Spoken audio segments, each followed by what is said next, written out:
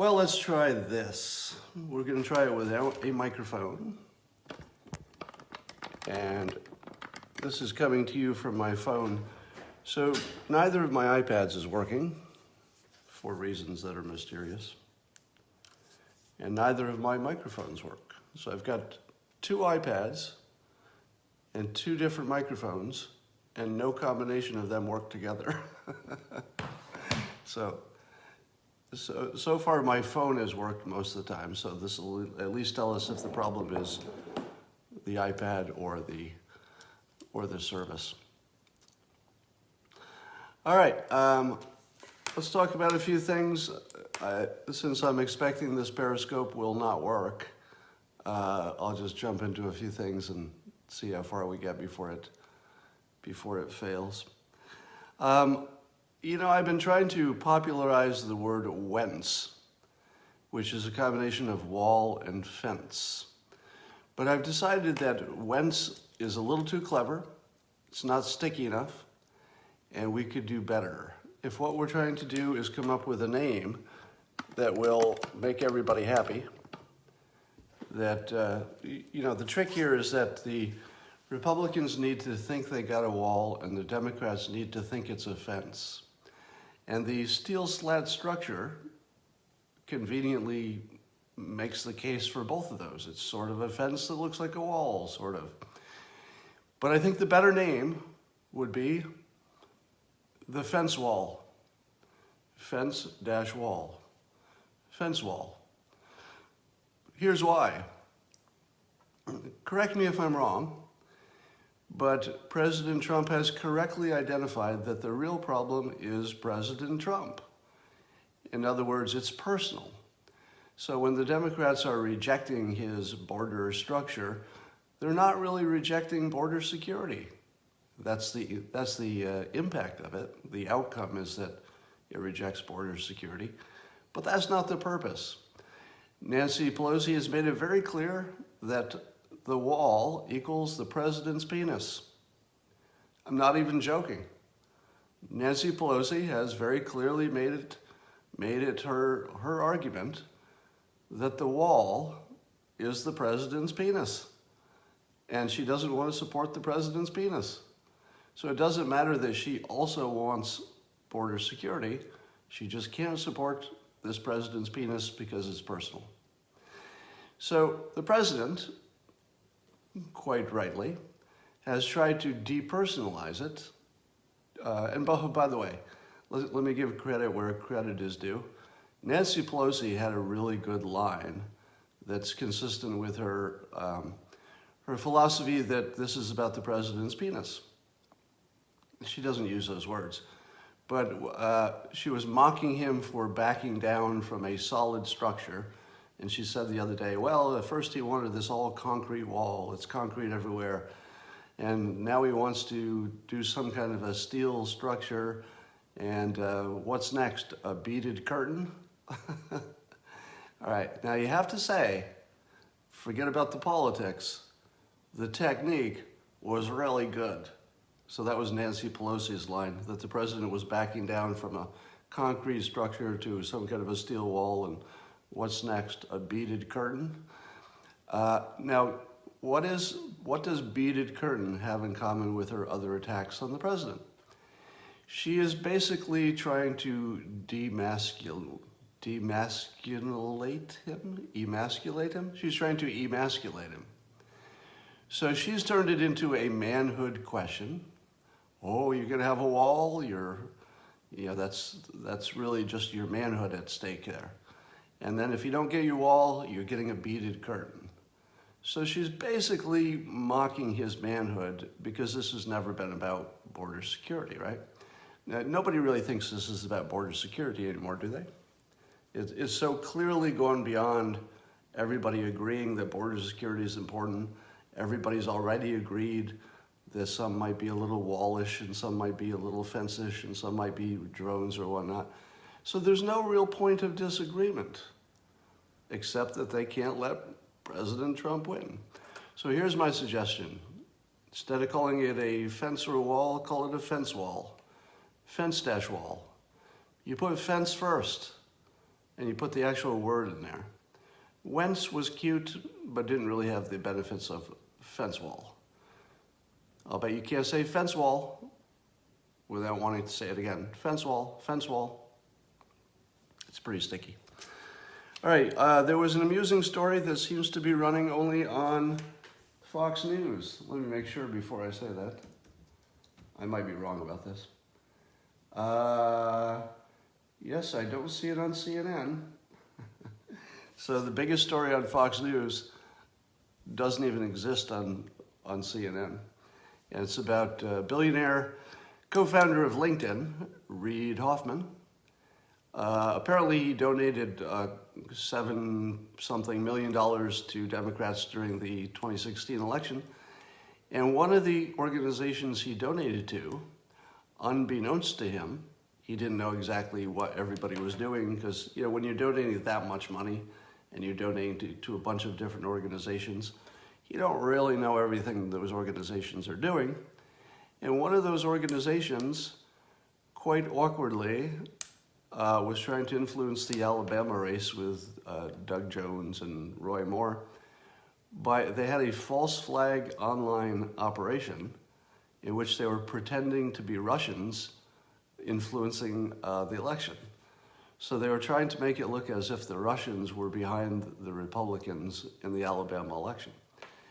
Now, I don't know if there was enough influence to change the election, but how awkward is it that Democrats ran a fake Russian online operation just at the time when Republicans are blaming Democrats for maybe making up this whole Russian collusion story? So it turns out that making up Russia collusion stories is something Democrats do. So here's the question you no longer have to wonder if it's true or is it not true. Do Democratic operatives pretend to be Russians? Yes. Now it's kind of awkward, isn't it? It's kind of awkward because before you thought to yourself, well, I'll tell you one thing that never happens. At least one thing we know doesn't happen is that the Democrats are not just pretending to be Russians and pretending to collude. That doesn't happen. Well, it happened. Now, the question of whether it also happened during the presidential election, we don't have any evidence of that, right? So I'm not aware of any evidence that would suggest Democrats were behind it. But, especially with the hacking stuff, there have been lots of, I would say, credible speculation. Credible speculation doesn't mean it's true. It just means it's quite believable based on what we know. And there is credible speculation that even the Russian hacking of the DNC might have been a false flag and it wasn't Russian at all. So just when the Democrats would not want you to believe there is any such thing as fake Russian collusion, we have proof of fake Russian collusion in the Alabama race. That doesn't mean it happened in the national race, but it's very awkward in terms of how it looks and the persuasion of it all. Now let's talk about the troop visit. President Trump cleverly visited the troops the day after Christmas. He was a big hit, got lots of video clips of the troops cheering and enthusiastic and all those things which the anti-Trumpers say can't happen. So it was, from a PR perspective for the president, it was a really, really good move. Here's the funny part. On Fox News, it was reported that the president can really keep a secret, or his team can, and that nobody knew. Nobody knew he was going to Iraq. That's how it was. So it was a big, well-kept secret, and there were no leaks. So that's how it was reported on Fox News. At the same time, on, was it Politico or Vox? I forget, one of the anti-Trump news organizations. They were reporting that it was the worst kept secret ever. Completely different, completely opposite words. And their argument was not about the leaks. I don't think they reported any leaks, but that the there were so many clues that it was going to happen that people knew it was happening. And apparently there are people around the world now, amateurs, who track plane tail numbers, and they know if Air Force One, the one that goes overseas, they know whether that's in action. They knew that the president stopped tweeting. They knew that he had said he might go. So apparently there were all these clues that made some number of amateur sleuths know for sure he was on his way. So completely opposite news. One, well-kept secret. The other, everybody knew. He had left so many clues, it was obvious. Even amateurs figured it out. There's your two movies on one screen. Let's talk about the stock market. So the other day we had an historic drop in the market. Historic. There's always some kind of a record to be broken. And so the stock market went down a ton, and everybody said, my God, it's the end of the world. What I said was, might be a good time to buy stocks. Now, I advise you never, ever, ever, ever take financial advice from a cartoonist. Never, ever, ever, ever. Do not take financial advice from cartoonists. But I did tell you that I was a big buyer on the dip. So I went in pretty heavy as a buyer. And then the market went up a whole bunch yesterday. You should expect that it should go down today. Not a lot, but it'll probably pull back a little from what it did yesterday. That would all be normal. Now, there are a few things you need to know about the end of the year. The last quarter tends to get, frothy as people are doing things for tax reasons, etc. But that final week, the Christmas week, is a special week because there aren't many people trading at all. So I haven't seen the news on this, but I would guess that the trading volume is low. If you don't follow the market, that doesn't mean anything to you. But here's what it should mean. When the trading market is low, meaning there are just not many people trading because everybody's away on Christmas, it doesn't take as many people to totally move the market. Because if, let's say, instead of millions of people buying things, I'll just simplify it, there were only 5 people left in town who even cared about stocks. So this is just a wild example. So instead of tens of millions of people buying stocks every day, it's Christmas. Let's say there's just 5 people in the whole world who even care. Well, if those 5 people have more buyers than they have sellers, the price of the market will zoom up because there's so much more demand than there is supply. Nobody's around to sell any stocks. So the people who want to buy it are going to have to bid up the price to get somebody to sell it. In an efficient market where there are millions of people, things tend to be more stable. But as soon as that big number becomes a small number, it can get wilder. I believe that if you fact check that, I think that's right. So the point of it is, Christmas week, you should naturally see lots of volatility. If you also have headlines, you probably also need some news events to drive things. But let me ask you something. What is different? In terms of big economic news, what was different the day that the stock market went down a lot versus the day it went up a lot? What was different? What big economic change happened in 2 days? Well, Trump said it was a good time to buy, but so did I. There are two people who said it was a good time to buy. I'm one of them. But do you think that's why it went up? Because I'll bet before the end of the week, we'll have another down day. Do you think it'll go down for any economic reason? None of this stuff has anything to do with economics. It's just bouncing around because people's psychology is bouncing around.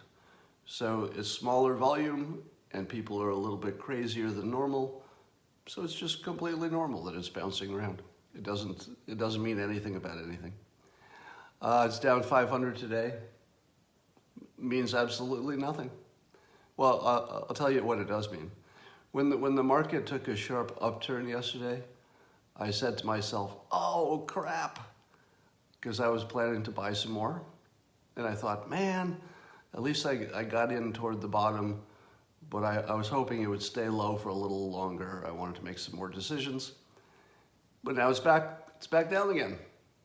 So I will almost certainly be a buyer again today after I get off of this. But don't take my advice. Do not take my advice about this stuff. The things to watch in terms of wondering if the market is going to go down forever is unemployment. That tends to be really if you're going to watch one thing, you want to watch unemployment. If you're going to watch one thing for the stock market, probably the Fed. Now online, I'm getting a question from one of my critics. One of the problems with being right as much as I am, if you've been watching me for a while, you know that I've been extraordinarily right about political predictions, etc. Maybe more than anybody's ever been right.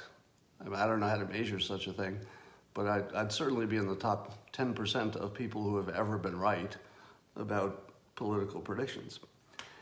And so when people think I might be wrong about something, they pile into Twitter and they say Dale-like things that look like this. Oh, I can't wait to say what Scott Adams says when he twists himself into a pretzel and tries to explain this. Oh, Scott, explain this. Explain this now. Try to explain this. And see. So the Dales come after me and they tell me to explain this.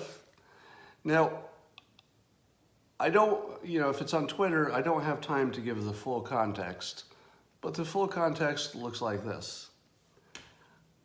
I'm not the guy who needs to explain everything. I didn't really sign up for the job of explaining everything. I explain the things that are interesting, and maybe I have a unique take on them. It really isn't my job to explain absolutely everything. So I don't accept that as my obligation. But every now and then, one of the Dales will ask a perfectly good question. I think it's accidental. It's probably one of those random chance sort of things. But today somebody did one. And somebody said, the president is criticizing the Fed chief, but the president had the option of keeping Janet Yellen, who was more dovish about interest rates, and wouldn't that have been a better decision? So isn't it obviously true that the president made a mistake by replacing Janet Yellen, who may have been more inclined to keep the interest rates low? To which I say, well, that's a really good point. In a world with one variable,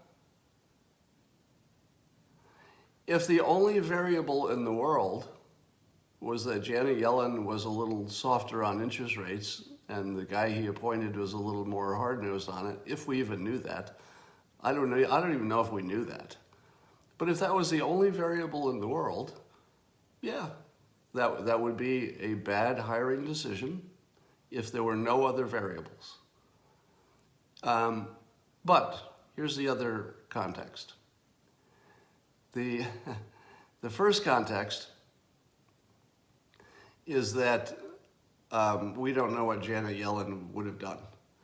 So if Janet Yellen had been in charge, would she have raised interest rates? Don't know. So we don't really have anything to compare it to, because she would have been reacting to the same economic impact that Powell is. The other thing we don't know, here's the other context. As I often say, and I've often said about this president, hiring is mostly guessing. Firing is the skill. When you hire somebody, you're looking at somebody who has never done the job you're hiring for, right? Powell has never been the Fed chief. And before that, Janet Yellen had never been the Fed chief until she was. When you hire somebody for a job they have never done before, you're guessing. So the job of hiring for the government is almost entirely guessing from people who are qualified enough to be in the conversation. But beyond that, it's kind of guessing. The skill is firing.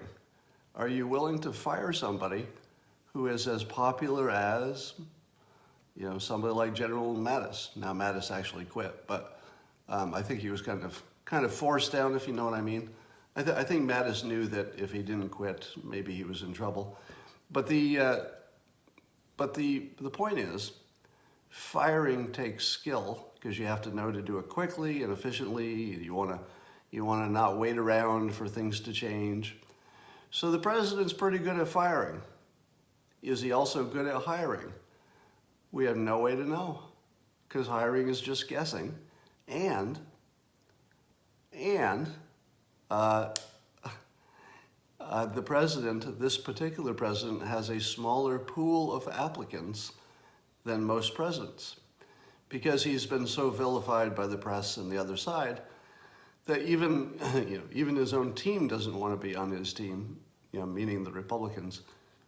Sorry. So he does have a natural disadvantage because he doesn't get to hire from the same pool as another president might. So we're going into the new year. Did you notice that all of the legal risk for the president just sort of disappeared from the headlines for a week? Didn't really go away. Just it was boring and nobody wanted to talk about it and nothing was really happening. So let me give you my prediction for 2019. My prediction is there will be no impeachment. There will certainly be talk about it and maybe the House will, dick around with it a little bit, but there will be no impeachment of the president in 2019 or 2020. There will be no impeachment. That is my prediction. Likewise, I predict that the president will not be in any big legal jeopardy, although it will sound like it if you listen to MSNBC and if you listen to CNN. For most of this year and next, they will be talking about how any minute now, this president is going to be all impeached. But here's the thing. If President Trump doesn't get impeached in the first 6 months of 2019, isn't it going to be kind of too late? Because if you get into, the end of 2019 and they haven't impeached him, all the smart people are going to say, he's only got a year left. Let's just beat him in the election. So it's not going to make a ton of sense to impeach him for things that probably won't even be real. Let's see. Don't get a Pinocchio nose like your leader, somebody says in all caps. Well, I'm glad we got the Dale to come in and type in all caps and say, Scott, don't get a Pinocchio nose like your leader. Don't get a Pinocchio nose. Thank you, Dale, for coming in and screaming at me in all caps something that makes no sense at all. Appreciate you coming in for comic relief. All right. Scott is still bald, though. Well, thank you for pointing that out. I appreciate that you come into my periscopes to point out my physical, my physical disadvantages. Appreciate it. Thanks for stopping by. Merry Christmas.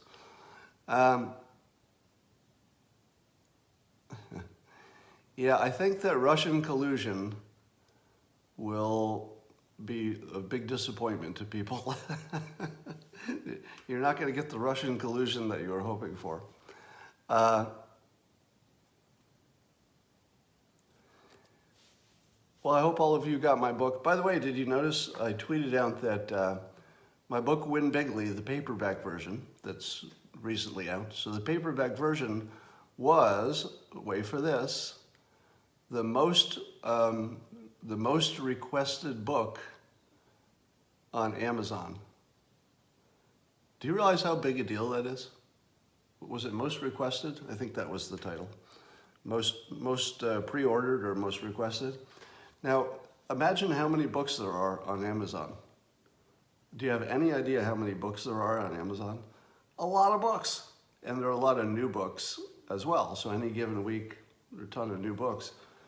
And mine was the most requested new book on all of Amazon for the week of Christmas.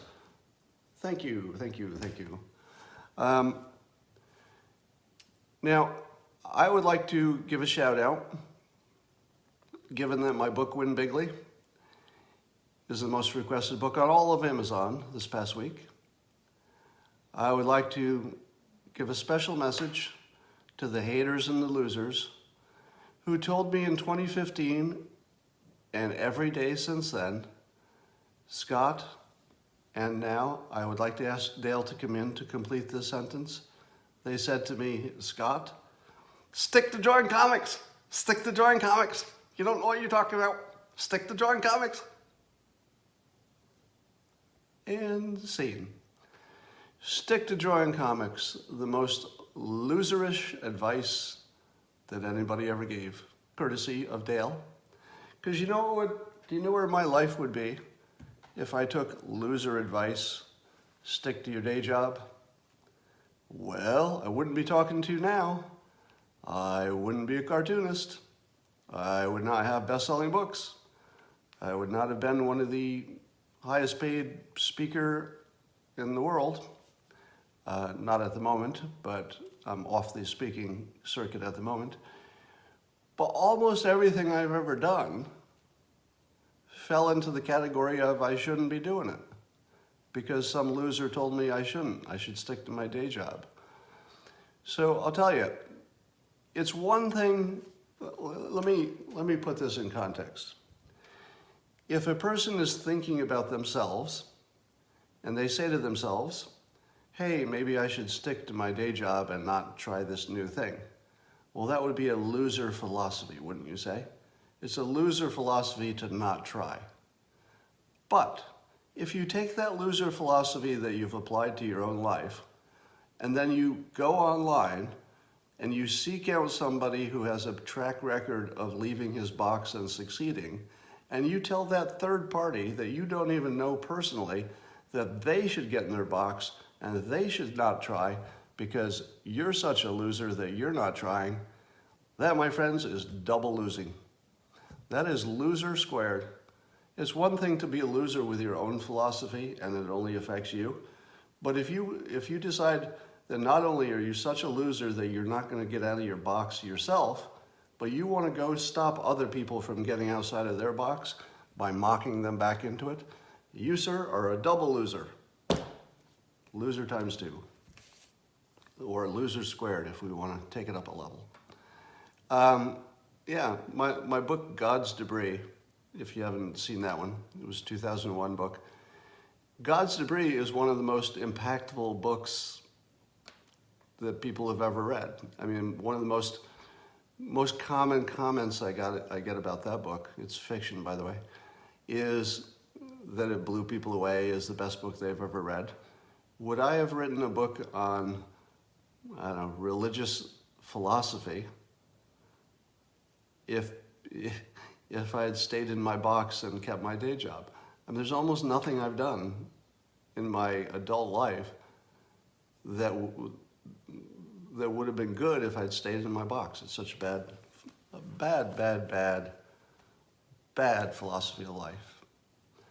All right.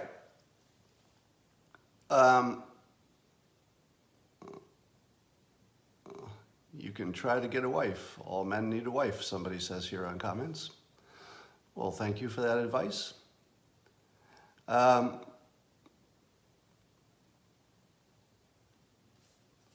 just looking at your comments. All right. Yesterday, I was taking calls on the Interface by WinHub app. If you're not familiar with that, that's my startup as an app in which you can be an expert or call an expert for an immediate video call, or you can schedule it. So we've added scheduling to the app so you can schedule a call with any of the experts on it. And the scheduling tool is making a big difference. So we're getting a lot more signups because of the scheduling, a lot more connected calls. So that's all working well. But yesterday I was taking calls as an expert and I was giving people virtual autographs. I don't know if you caught that. But people were calling me yesterday on the app and I was using my whiteboard, which I'll show you. Get ready. So, can't see it too clearly, but I had some artwork there, an autograph, and I was just filling in people's names so that they could take a screenshot. So everybody who took a screenshot got an autograph that was customized to them. And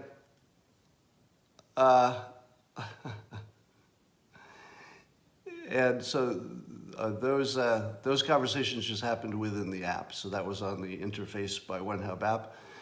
So if you know anybody who is a celebrity and wants to connect with fans, they can either charge or not charge. The app lets you do as much or as little charging as you want to. But it was really fun I got to meet a number of people that I only interact with on Twitter. So it was actually it was like this weird virtual reunion of people that I've known a long time, but I've never met. So the people I've been interacting with for 3 years on Twitter suddenly showed up live on video through the app, and it was very cool. Yeah, it's Interface by WhenHub is the name of the app, and we will be adding some doctors pretty soon. And I talked to a lawyer yesterday who's going on for some family practice stuff, and lots of experts going on for all kinds of stuff. If you go on there, my advice to you would be, the more specific your expertise, probably the better your chances. The general experts that say, I'm a marketing expert or engineering, it's probably a little too generic. So you want to say something pretty specific to get people. Were they different than you imagined, the experts? I don't know that I had a specific idea for that. All right. I'm just looking at your comments. Can you discuss Khashoggi and the Washington Post? Is there something new about Khashoggi and the Washington Post? Because we've talked about him quite a bit. Let's talk about Israel and Syria. So if the United States pulls out of Syria, there's some conversation that it might give Israel more of a free punch sorry, against Hezbollah. So in other words, Israel might go hard militarily against any Iranian-supported troops that are still in Syria. And it could be that our engagement there is actually keeping Israel from doing all that they might want to do. So I think what you're going to see is that the U.S. will step out, and that the only thing that could protect the Iranian-backed forces in Syria are if Russia wanted the Iranians to have more control in Syria. Because if Israel and Russia and Turkey and Saudi Arabia and anybody else who's got forces, if all of them are against the Iranian-backed forces, or at least not helping them, it's going to be tough for Iran to keep any kind of a footprint there. So it seems to me that everything that you're seeing in the Middle East is either directly or indirectly related to squeezing Iran. And that's probably the way to look at it. Look at every event that's happened recently and every event that you think might happen and say, how does that squeeze Iran? And if it does, then everything makes sense in context. There's only one game over there right now, which is squeeze Iran until they fold.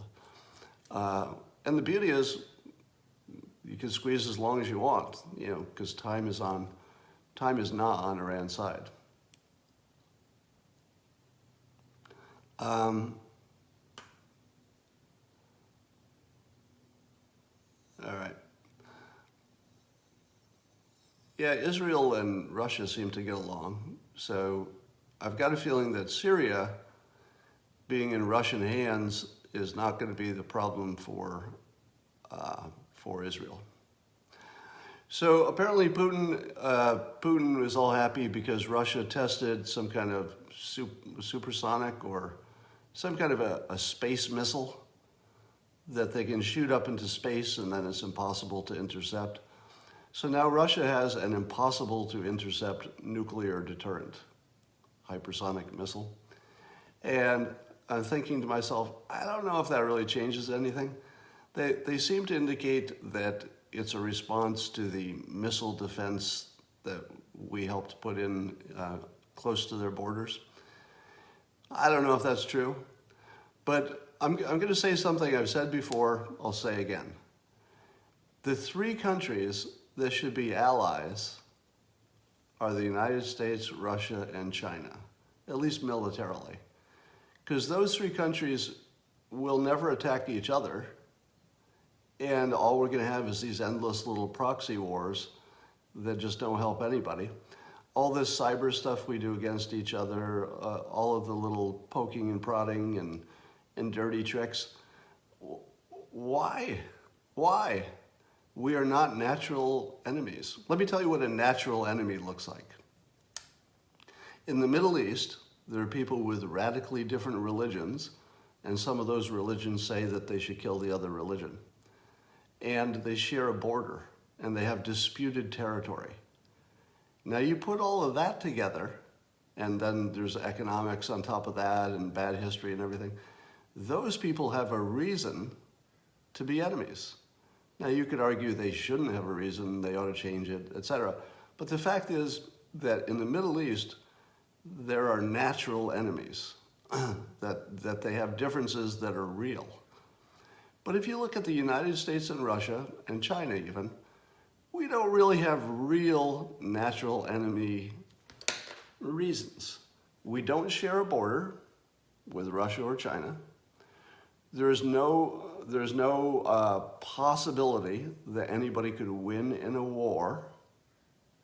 And we have a common enemy, which is radical Islam, right? Now, China might look at it a little differently, but we don't really have a reason to be enemies. It's some kind of weird historical, psychological evolution that got us to where we are, that we just don't need to be there. And I don't know if the problem is that nobody can go first.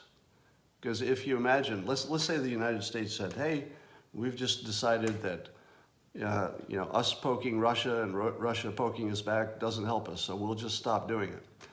It probably wouldn't stop Russia if we just stopped doing every aggressive cyber thing, if we just stopped spying, if we just stopped poking them in all the ways we could poke them, if we just stopped with the sanctions, it probably wouldn't change anything. They would probably just keep doing everything to us because they have their own deep state, right? I don't think Putin has the total control that people say, because any big organization, there are lots of complexities. So I think Russia would just keep poking us because that's their job. There are people whose job it is to poke the United States. So unless they were all simultaneously fired, which wouldn't happen, that we couldn't even stop it on our end and hope that that would stop it on their end. And I think it would work the same way. If tomorrow Russia just stopped every aggressive cyber thing, every bad thing that they do to the United States, if they just stopped it all, we wouldn't stop poking them, would we? Because we've got this big built-up machine, that's sort of embedded in our government, whose jobs it is to poke Russia. So I don't know how you stop, because we're both sort of committed to this inertia that is now completely divorced from reasons. Let me put it this way. Do you think that Putin believes that continually screwing the United States and our allies is the best thing that he could be doing, compared to trading with the allies and having full security and his economy zooming? Which of those two worlds would Putin prefer? I think it's obvious. Putin would take better security and a better economy if it were available. But it's not. because we're poking them, they're poking us, and nobody can stop first. And if somebody did stop first, it wouldn't stop the other one, because we both build machinery that will go on to poke each other, independent of if there's ever a reason. If there could be one enormous, gigantic improvement in the world, it would look like this: the US, Russia, and China making a military alliance, maybe not like a traditional military alliance where you agree to fight each other's wars or something like that, but something where we just acknowledge that the three countries have gone beyond the level where it's rational to be enemies. It is not rational to be an enemy with somebody who can kick your ass. It is rational to have enemies that you could potentially defeat. If somebody's stronger than you or strong enough to destroy you in a nuclear flash, those are the people you should be trying hard to be friends with, because the alternative is irrational. But like everybody else in the world, it's easy to say this stuff. I just don't know how to get there, except to say that it's probably a psychological problem and not a physical one, because we are not natural enemies. Now, if I had to suggest one way to get to a better place with Russia and China, it would be that framing. So I would start framing it that way. You could say, there are natural enemies in the world, people who share borders, people who have wildly different religions that are in conflict. They're natural enemies. We don't share a border with Russia or China, and we don't have an ideology that's really counter to theirs, and vice versa. There's nothing that the Russians need in the future or China needs in the future that requires the United States to be destroyed.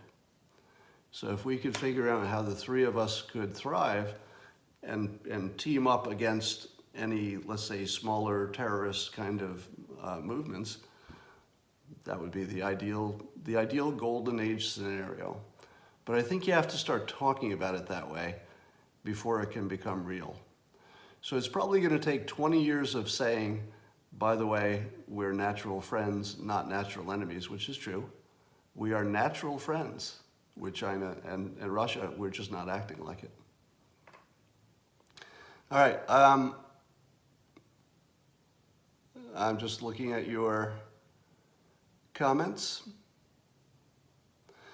Yeah, I understand all of the little Magnitsky and Browder problems and all that stuff. There are lots and lots of little problems that we have with both countries, but none of them should get in the way, because nobody is really benefiting from any of these problems. The new triumvirate, yeah. Watch Oliver Stone's Ukraine on fire. Actually, I will look for that. Now, I don't doubt that Putin has ambitions to dominate his neighbors, but you have to ask yourself how much of that is reaction to our missiles and our offensive posture. How much of that is because he needs, I don't know, how much of what he does is because he needs pipelines and warm weather ports and stuff like that. Can an unlimited number of people live on Earth? Well, we're probably nowhere near the limit of people we could put on the Earth. But when people become economically prosperous, they stop having as many children, we have learned. And so in all likelihood, if you improve the economics of the poorest people, they will have fewer children, not more. So it's sort of a self-correcting problem. Leaders benefit from having enemies. Yes, but we could have common enemies. What are your thoughts on the Kevin Spacey video? I tried to watch it, but it was too creepy, and I only got 5 seconds into it, and I just didn't want to have anything to do with Kevin Spacey anymore. Predictions for 2019. Well, prediction that the Mueller thing will not produce any impeachment. What else would you like predicted for 2019? Is there anything else you want to know?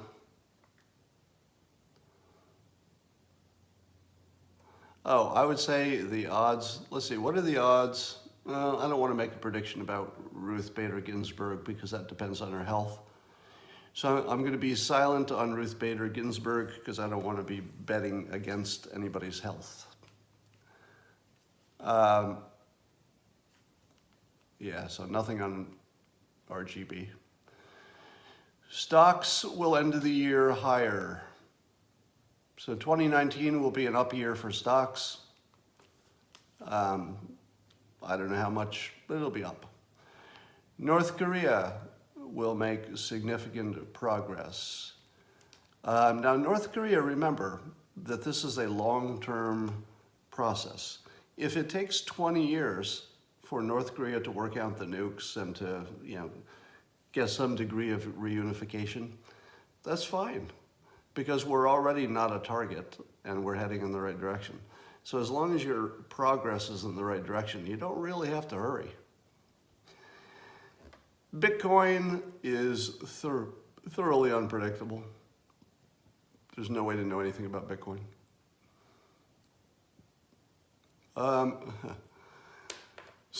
So Alexandria Octavia-Cortez, I think people have figured out that she is the real deal at this point. And by the real deal, I mean that she has persuasion game like Trump, just on the other side. So even the people who would understand that her policies are not, let's say, refined or even coherent, would also recognize that that might not matter, and she would not be the first person whose policies were not A+, who did just fine anyway. So I still want an answer to my question of why we can't try one state as the test for free education and free healthcare. If it doesn't work in one state, could we hope that it would ever work nationally? Because I know that there would be some economies of scale and stuff, but if it's a state, I mean, a state is a big enough entity, isn't it? Couldn't you test it, everything you needed to test in one state? So instead of saying yes or no on universal health care, why not say this? If one state wants to try it, and they want to absorb the risk of, whatever running up of their deficit, et cetera, if one state wants to try it, the federal government should approve it, or at least, support it. It's not a question of approving it.